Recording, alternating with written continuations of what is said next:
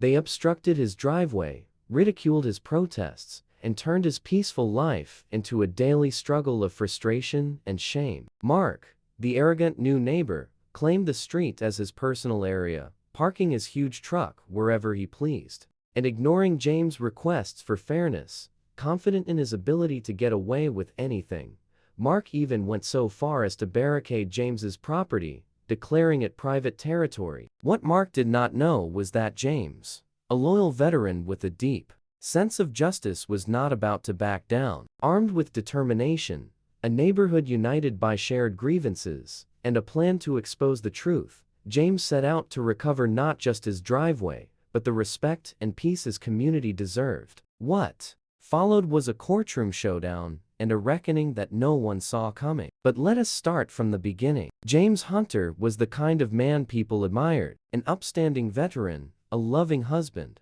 and a father who had worked hard to provide for his family. His corner lot home, with its neat picket fence and perfectly trimmed lawn, was the pride of the neighborhood. For years, this small suburban street had been his safe place, a place where kids rode bikes, neighbors waved hello, and peace reigned supreme. But all of that was about to change. It started innocently enough. One sunny Saturday morning, James noticed a large black pickup truck parked awkwardly across his driveway. The vehicle was gigantic, like something out of a car commercial, and it completely blocked his way out. He sighed, thinking it must belong to one of the movers helping the new neighbor across the street. Stepping outside, James waved and introduced himself to the man unloading boxes. "Hi, I am James from across the street. Welcome to the neighborhood." His voice was warm, genuinely welcoming. The man, who introduced himself as Mark Taylor, barely looked up. "Yeah, thanks," Mark muttered, not even offering a handshake. James glanced at the truck. "Hey, I hate to be that guy, but your truck is blocking my driveway. Could you move it a bit?" Mark shrugged. "I will get to it later. I am busy right now." He turned his back and continued unloading. James stood there for a moment, stunned. Maybe he is just having a rough day, James thought, trying to give him the benefit of the doubt, but that shrug, that careless, almost disrespectful shrug, stuck with him. Later that evening, when the truck was still there, James knocked on Mark's door. No answer. By the time Mark finally moved the vehicle the next morning, James was already late for an early church meeting. Irritating, sure, but not the end of the world. At least that is what James told himself. But then it happened again and again. Every few days, Mark's truck would reappear, always in the same spot, completely blocking James' driveway. James tried being respectful, leaving notes on the windshield. He even tried catching Mark in person to talk it out. Each time, Mark either ignored him or gave him the same dismissive wave. "Relax, it is not a big deal," he would say, as if James's time and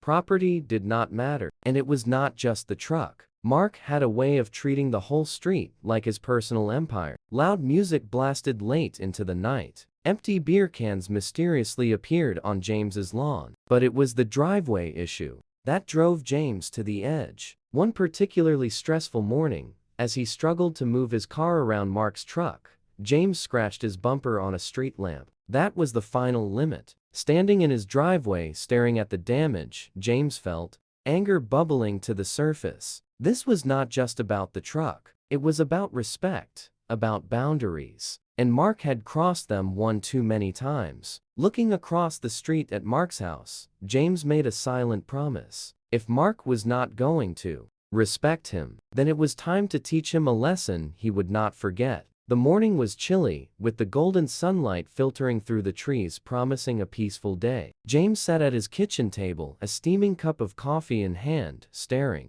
out at the obstructed view of his driveway. Mark's truck stood there like a monument to disregard, its glossy black paint gleaming smugly in the morning light. James sighed heavily, placing his cup down with a thud. This was not just inconvenient. It was a daily reminder that his home, his sanctuary, was no longer his own. Determined to keep the peace, James grabbed a notepad and pen. His handwriting, neat and deliberate, reflected his measured temperament. The note read, "Hi Mark, I noticed your Truck is blocking my driveway again. Could you please park it elsewhere? Thanks, James. He folded the note carefully and walked outside, the cool air biting at his skin as he placed the paper under the windshield wiper of Mark's truck. For a brief moment, James felt hopeful. Surely a direct yet polite approach would resolve the issue. But later that afternoon, as he stepped outside to check, his heart sank. The truck was still there, unmoved, with his note crumpled on the windshield. Worse yet,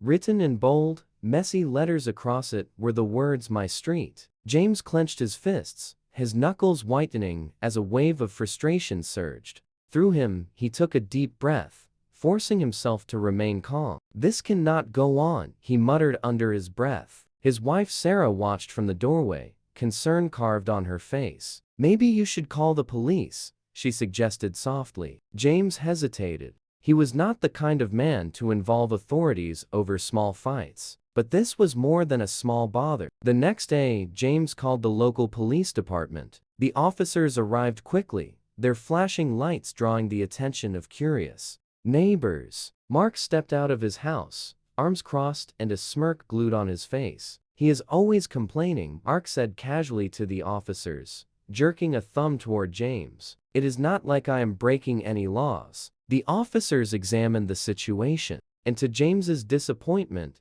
informed him that the local parking regulations were unclear. "Technically, he is not violating any ordinances," one officer explained, his tone regretful. They gave Mark a verbal warning, but left James with little else. Mark's smirk grew wider as the police car pulled away. He turned to James, his voice dripping with mocking. "Nice try, old man. Guess you are not as important as you think." The words stung, not just because they were meant to, but because they carried a sense of self-satisfaction. That evening, James sat in his living room staring blankly at the television while the faint thrum of Mark's music seeped through the walls. The sound scraped on his nerves like nails on a chalkboard. He felt a mixture of anger and helplessness, a combination he had not experienced in years. But James was not the kind of man to give up. The next day, with a determined expression, he visited the local hardware store and purchased a set of surveillance cameras. If Mark wanted to play games, James would be ready. With the help of his daughter Emily, a Texavie college student, he installed the camera strategically around his property, ensuring every angle was covered. "Now, we will have proof," Emily said, with a reassuring smile as she adjusted one of the cameras. Her confidence gave James a glimmer of hope. Meanwhile, James began drafting a formal complaint to the local municipality. It was a slow, boring process, bogged down by bureaucratic red tape. Days turned into weeks, and while James waited for any response, Mark seemed to double down on his antics. His truck became a permanent fixture in front of James's driveway, and his weekend parties grew louder and more disruptive. James's neighbors started to share their frustrations in hushed tones. "It is getting out of hand," one of them said, shaking her head. But none of them were willing to confront Mark directly, leaving James to shoulder the burden alone. Despite the growing tension, James remained firm each night as he reviewed the footage from his cameras and updated his complaint. Air was cool and still as James stepped outside, holding a fresh cup of coffee. For a brief moment, the quiet of the neighborhood felt almost peaceful, but as he approached his driveway, the sight before him turned his calm into a wave of shock and anger. Mark's giant truck was there as usual, but now it was joined by a set of orange traffic cones and a temporary barricade made of old wooden planks and bricks. James stood still, the steam from his coffee curling up into the chilly air. On one of the cones, written in bold black letters, were the words "Private Property. Keep out." His driveway was entirely blocked. He could feel his pulse rise as he approached the barricade, his jaw tightening. The boldness of it all left him momentarily speechless. How could someone think they could just take over someone else's space like this? James took a deep breath and marched across the street to Mark's house. He knocked firmly, the sound bouncing in the still morning. Mark opened the door, shrugged. "It is my street, James. I need the space for my projects. You have got other ways to get out, do not you?" James felt his patience snap. "This is not your street, Mark. It is public property, and you are blocking access to my home. Move it now." Mark did not react. "Do what you got to do," he said with a grin, before shutting the door in James's face. James stood there for a moment, his fists clenched, before turning back to his house. He was not just angry, he was determined. This was not going to be another event he let slide. It was time to take real action. That evening, James called for a meeting with his neighbors. He went door-to-door, explaining the situation, and to his surprise, many of them were all too familiar with Mark's behavior. "He is always blasting music late at night," one neighbor said, shaking her head. "He backed into my mailbox last month and never apologized." Another chimed in, "My kids cannot even play outside without him yelling at them to stay off his grass." Someone added, James felt a renewed sense of purpose. He was not alone in this fight. Together, they could make a stand. The group gathered in James's living room, a mix of frustration and hope in the air. James laid out his plan. They would document everything. Photos of Mark's barricades, videos of his disruptive behavior, and testimonies from every neighbor willing to speak up. "I know it feels like he is untouchable," James said, looking around the room. "But if we work together, we can show that his actions are not just bothersome, they are unlawful." One of the neighbors, an older man named Robert, who used to work as a lawyer, stepped forward. "I can help draft a formal complaint," he said. "If we gather enough evidence, we can take this to the city council, or even file a civil case if necessary." Over the next few days, the neighborhood came alive with quiet determination. Cameras were adjusted to capture Mark's truck and barricades from every angle. Neighbors took turns recording his loud parties, collecting timestamps and volume readings. James compiled a growing folder of evidence, each piece more damaging than the last. Even Emily, James's daughter, played a role. She created a detailed map of the street, marking areas where Mark had invaded on others' property. "This will make it easier for the council to see the pattern," she explained. As the evidence piled up, so did the neighbors' belief. What had once felt like an isolated battle now felt like a collective effort. For the first time in weeks,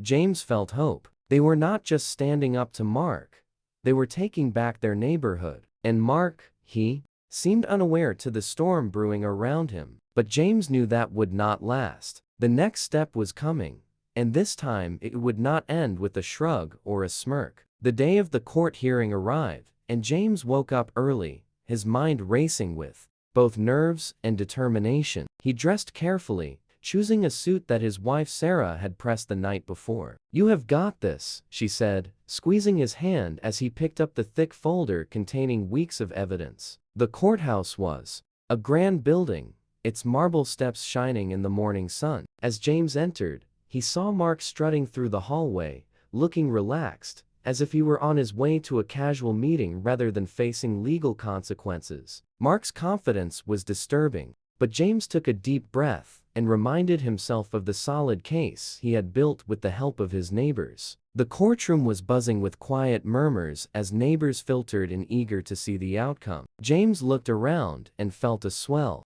of gratitude. Nearly every seat was filled with people who had come to support him. When the hearing began, Mark's lawyer started with the casual dismissal of the claims. "Your Honor," he said, gesturing dismissively, "these so-called grievances are overblown. My client actions have caused no real harm. This is a matter of minor neighborhood disputes, not something worth wasting the court's time over." Mark nodded smugly, leaning back in his chair as if the outcome were already decided. But James's lawyer, Robert, his retired neighbor turned ally, rose with calm confidence. "Your Honor," Robert began, "we intend to prove that Mr. Taylor's actions were not only disturbing, but deliberately targeted and hurtful to my client and the community." Robert methodically presented the evidence. Photos of Mark's truck blocking driveways, videos showing the barricades Mark had set up with timestamps and angles that left no room for doubt, statements from neighbors about property damage, and noise complaints. The room was silent as one piece of evidence after another painted a clear picture of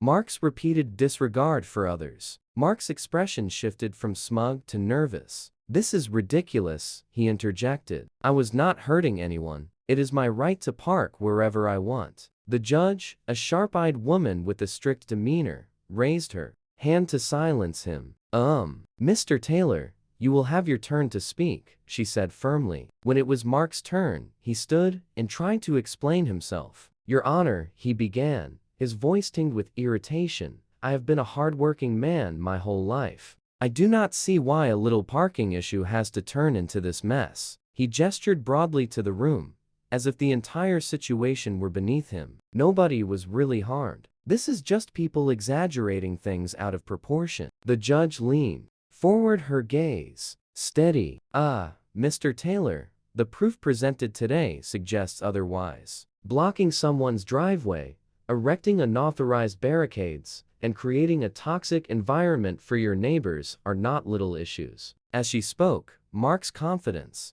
visibly crumbled. He glanced anxiously at the growing stack of evidence on the judge's bench. After hours of testimony and cross-examinations, the judge delivered her decision. "Mr. Taylor, your actions have shown a pattern of disregard for community standards and personal property rights. You are hereby ordered to remove all barricades and to stop blocking driveways immediately. Additionally, you will pay a fine for violating local ordinances and compensate Mr. Hunter for legal fees and damages." The room erupted in quiet murmurs of approval. James felt a wave of calm wash over him. Finally, justice was on his side.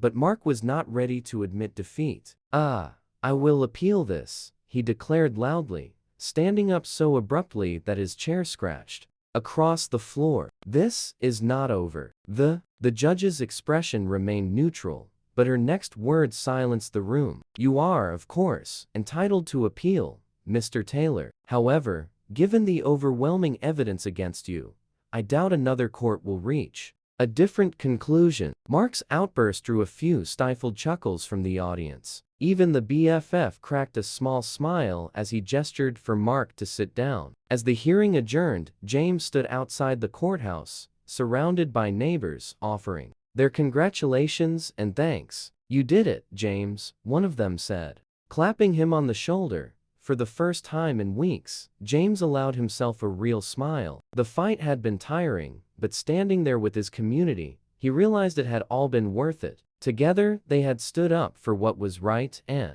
in doing so, they had regained the peace and respect their neighborhood deserved. As for Mark, he left the courthouse looking defeated, his confidence replaced by a sour scowl. It was clear to everyone watching that his days of unchecked behavior were over. The weeks following the court's decision brought a noticeable change to the neighborhood. Mark, now under legal obligation, quietly removed his barricades. One cold morning, the sound of scraping wood and clattering bricks echoed through the quiet street. His truck, once a permanent fixture in front of James's driveway, was finally parked in his own driveway, where it belonged for the first time in months. James walked outside and found his path clear. The scene filled him with a deep, quiet satisfaction, like the first breath of fresh air after a storm. The neighbors noticed the change too. The once tense atmosphere had given way to a sense of calm and freshness. Inspired by James's perseverance, the community came together to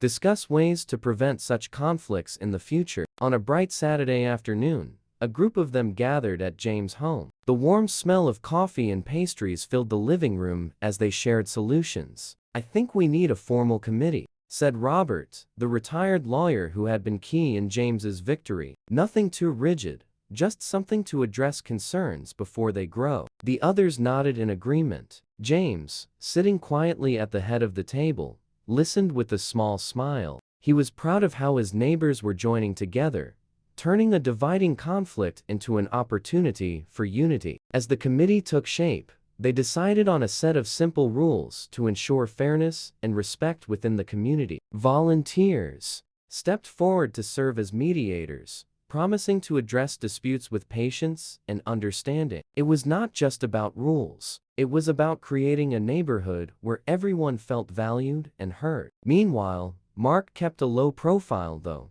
He had made noises about appealing the decision. It was clear that he lacked the support to follow through. The few neighbors who still spoke to him said he seemed subdued, even regretful whether or not he had truly learned his lesson. The shift in his behavior were undeniable. For James, the victory was more than just the return of his driveway. It was a reaffirmation of his values, his belief that standing up for what is right could lead to meaningful change. One afternoon, as he stood in his garage, sorting through some old tools, Sarah came in holding an envelope. "This came for you," she said, handing it to him. James opened it to find a handwritten note from the new neighborhood committee. Inside was a framed letter of thanks, signed by every neighbor who had supported him. The words were simple but sincere. "To James Hunter, whose courage and perseverance brought us together. Thank you for reminding us that we are stronger as a community." James felt a lump in his throat as he read the letter. He glanced at Sarah, who gave him a knowing smile. Together, they found the perfect spot for it on the wall of his study, next to his military medals and family photographs. The letter was more than just an appreciation of his efforts. It was a symbol of what they had achieved together. That evening, James sat on his porch watching the sunset paint the sky in hues of orange and gold. He could hear the faint laughter of children playing down the street, the distant buzz of neighbors chatting as they tended their gardens. The neighborhood felt alive again, its spirit renewed. As the cool evening breeze moved his hair, James allowed himself a rare moment of pride. He had faced a difficult challenge and come out stronger, not just for himself, but for everyone around him. The fight had been worth it, and the peace that followed was a gift he would treasure for years to come. And so, the story of James Hunters was not just a tale of one man standing against injustice. It was a reminder that even the most difficult challenges can be overcome when people come together united by a shared sense of justice and respect. In the end, justice had won, and the neighborhood was better for it.